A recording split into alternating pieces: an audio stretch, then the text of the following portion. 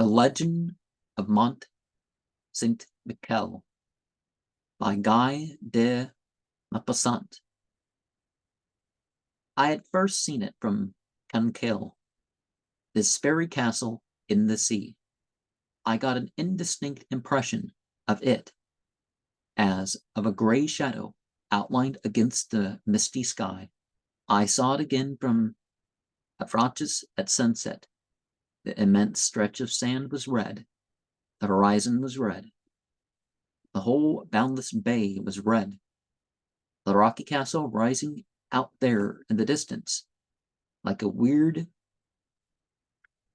seigneurial residence, like a dream palace, strange and beautiful, this alone remained black in the crimson light of the dying day.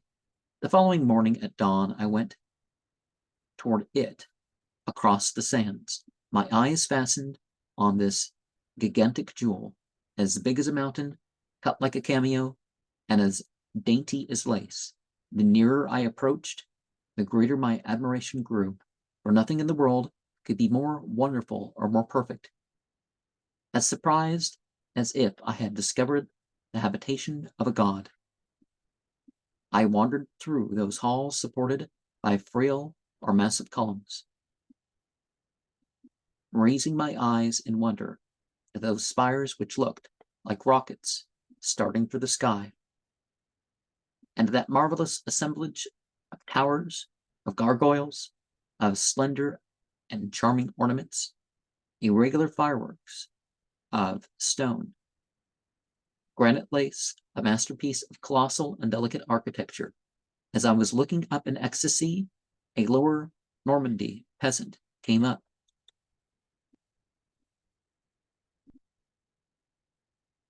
To me, and told me the story of the great quarrel between St. Michael and the devil. A skeptical genius has said, God made man in his image, and man has returned the compliment. This saying is an eternal truth, and it would be very curious to write the history of the local divinity of every continent, as well as the history of the patron saints in each one of our provinces. The Negro has his ferocious man-eating idols. The polygamous Mohammedan fills his paradise with women. The Greeks, like a practical people, deified all the passions.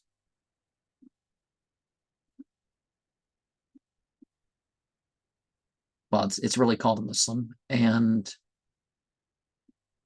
everywhere had a variety of monotheism, polytheism, across the board. The rule is monogamy amongst the Muslimin, but I mean that's an issue to talk about elsewhere. But every village in France is under the influence of some protecting saint, modeled according to the characteristics of the inhabitants. St. Michael watches over Lord Normandy. Ukraine too is Michael, right? St. Michael, the radiant and victorious angel, the sword carrier, the hero of heaven, the victorious, the conqueror of Satan. But this is how the lower Normandy peasant, cunning, deceitful, and tricky, understands and tells of the struggle between the great saint and the devil. To escape from the malice of his neighbor, the devil, St. Michael built himself in the open ocean this habitation worthy of an archangel, and only such a saint could build a residence of such magnificence. Well, the devil said to have a throne on water, but in more reliable mythology. But as he still feared the approaches of the wicked one, he surrounded his domains by quicksands, more treacherous even than the sea. The devil lived in a humble cottage on the hill, but he owned all the salt marshes, the rich lands, where grow the finest crops, the wooded valleys, and all the fertile hills of the country, while the saint ruled only over the sands. Therefore, Satan was rich, whereas Saint Michael was as poor as a church mouse. After a few years of fasting, the saint grew tired of his state of affairs and began to think of some compromise with the devil. But the matter was by no means easy, as Satan kept a good hold on his crops. He thought the thing over for about 6 months, and then one morning he walked across to the shore. The demon was eating his soup in front of his door. When he saw the saint, he immediately rushed towards him, kissed the hem of his sleeve, invited him in, and offered him refreshments. Saint Michael drank a bowl of milk and then began, "I have come here to propose to you a good bargain." The devil, candid and trustful, answered, "That will suit me. Here it is. Give me all your lands." Satan, growing alarmed, wished to speak, but the saint continued, "Listen first. Give me all your lands. I will take care of all the work, the plowing, the sowing, the fertilizing, everything, and we will share the crops equally. How does that suit you?" The devil, who was naturally lazy, accepted.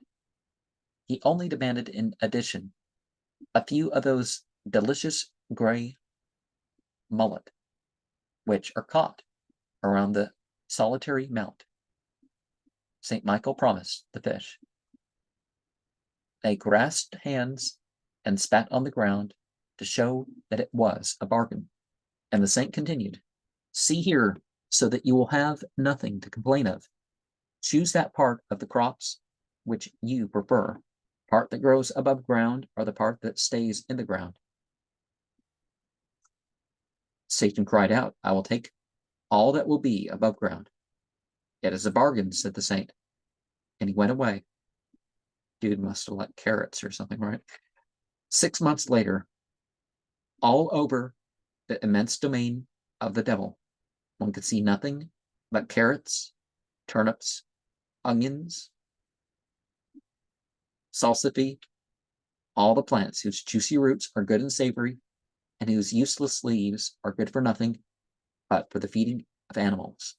Well, not entirely, but Satan wished to break the contract, calling St. Michael a swindler, but the saint, who had developed quite a taste for agriculture, went back to see the devil and said, "Really? I hadn't thought that at all. It was just an accident, no fault of mine, and to make things fair with you, this year I'll let you take everything that is under the ground." "Very well," answered Satan. Following spring, all the evil spirit's lands were covered with golden wheat, oats as big as beans, flax, magnificent colza, red clover, peas, cabbage, artichokes, everything that develops into grains or fruit in the sunlight. Once more, Satan received nothing, and this time he completely lost his temper. He took back his fields and remained deaf to all the fresh propositions of his neighbor. A whole year rolled by. From the top of his lonely manor, St. Michael looked at the distant and fertile lands and watched the devil direct the work, take in his crops, and thresh the wheat.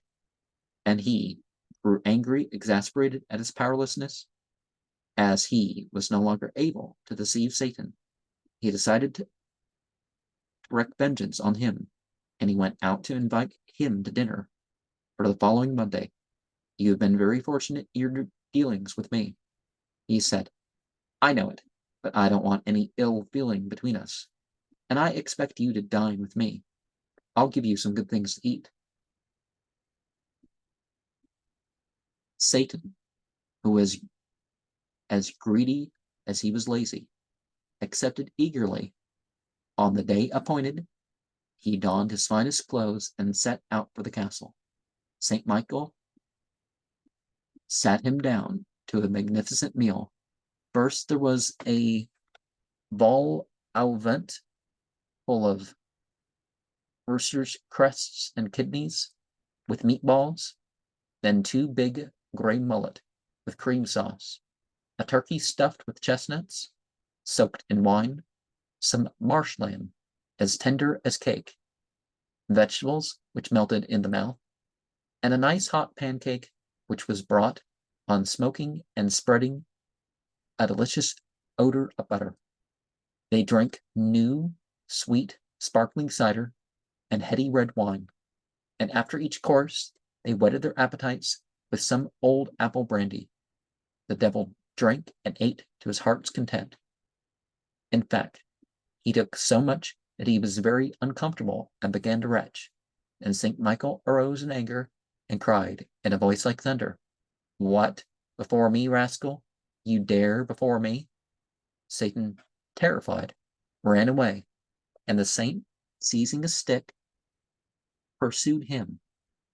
They ran through the halls, turning round the pillars, running up the staircases, galloping along the cornices, jumping from gargoyle to gargoyle. The poor devil, who was woefully ill, was running about madly and trying hard to escape. At last he found himself at the top of the last terrace, right at the top from which could be seen the immense hay, with its distant towns, sands, and pastures. Immense bay. He could no longer escape, and the saint came up behind him and gave him a furious kick, which shot him through space like a cannonball. He shot through the air like a javelin, and fell heavily before the town of Mont. His horns and claws stuck deep into the rock, which keeps through eternity the traces of this fall of Satan. And of course, the horns and the tails and stuff, devils don't always come in those forms.